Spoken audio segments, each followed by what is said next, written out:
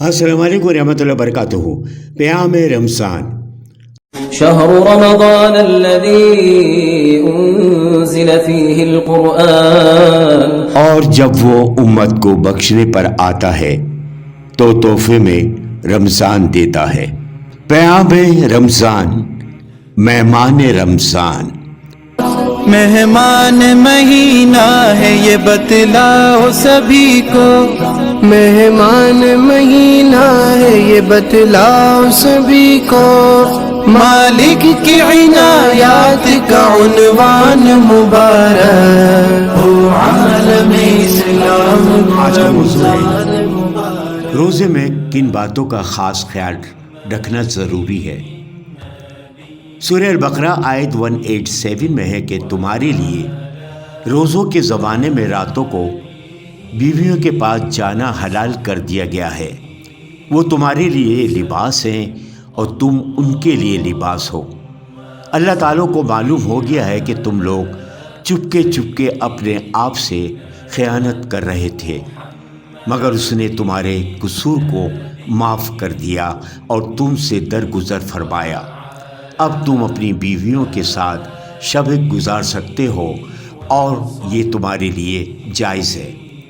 راتوں کو کھاؤ پیو جہاں تک سیاہ شب کی دھاری سے صبح کی دھاری نمایاں نظر آ جائے، تب یہ سب کام چھوڑ کر رات تک اپنا روزہ پورا کرو۔ ایک حدیث کی روایت میں ہے کہ ایک شخص رسول صلی اللہ علیہ وسلم کے پاس آیا اور کہنے لگا، یہ بد نصیب رمضان روزی کی حالت میں اپنی بیوی سے جا ملا۔ آپ صلی اللہ علیہ وسلم نے ارشاد فرمایا، تو ایک غلام آزاد کر سکتا ہے؟ تو اس شخص نے کہا نہیں۔ تو آپ صلی اللہ علیہ وسلم نے ارشاد فرمایا، 2 مہینے لگاتار روزے رکھ سکتا ہے؟ تو وہ کہنے لگا نہیں۔ تو آپ صلی اللہ علیہ وسلم نے ارشاد فرمایا، اچھا 60 مسکینوں کو کھانا کھلا سکتا ہے؟ تو شخص کہنے لگا نہیں حضور۔ تو پھر آپ صلی اللہ علیہ وسلم کے پاس کچھ ہی دیر بعد کھجور کا ایک بڑا ٹوکرا آیا۔ تو آپ صلی اللہ علیہ وسلم نے فرمایا، تو اسے لے جا اور فقیروں کو یہ اپنی طرف سے کھلا دے۔ اس شخص نے عرض کیا، مدینہ کے دونوں پتھریلی کناروں میں ہم سے زیادہ کوئی محتاج نہیں ہے۔ تو آپ صلی اللہ علیہ وسلم نے فرمایا، خیر اپنے گھر والی کو کھلا دے۔ حضور پاک صلی اللہ علیہ وسلم نے اسے اپنے پاس سے کھجوروں کا ٹوکرا دے دیا تاکہ وہ فقیروں کو کھلا دے۔ سوچے، اس مفلس شخص کو بھی کفارت سے معاف نہیں کیا گیا، بلکہ وہ کھجوریں اس کی طرف سے آپ صلی اللہ علیہ وسلم نے بطور کفارہ ادا کی تھی۔ چونکہ وہی بستی میں سب سے زیادہ غریب تھا، اس لیے اس کے گھر والوں کو کھانے کی اجازت دے دی گئی۔ روزے پورے احساس و شعور کے ساتھ رکھنے چاہیے۔ ان تمام برائیوں سے اس کی حفاظت کی جائے جن کے اثر سے روزہ بے جان ہو جاتا ہے۔ حقیقی روزہ دراصل وہی ہے جس میں آدمی قلب، روح اور ان کی ساری صلاحیتوں کو خدا کی نافرمانی سے بچائے اور نفس کی ہر برائی خواہش کو روند ڈالے۔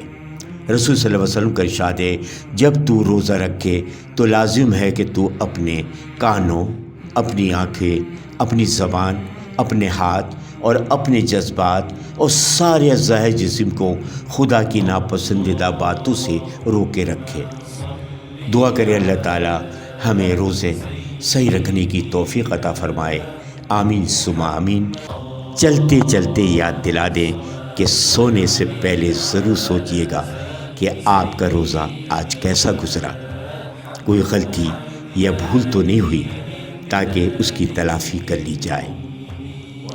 اجازت دیجیے، آپ دعاؤں کا طلبگار سید محمد سلیم جلالی۔ جس کے لیے رہتا ہے بہت چاؤ سبھی کو، جس کے لیے رہتا ہے بہت چاؤ سبھی کو، مہمان مہینہ ہے یہ بتلاؤ سبھی کو، مہمان مہینہ ہے یہ بتلاؤ سبھی کو، مالک کی عنایات کا عنوان مبارک ہو عالم اسلام کو رمضان مبارک رحمت کی فراوانی کا عنوان مبارک ہو عالم اسلام کو رمضان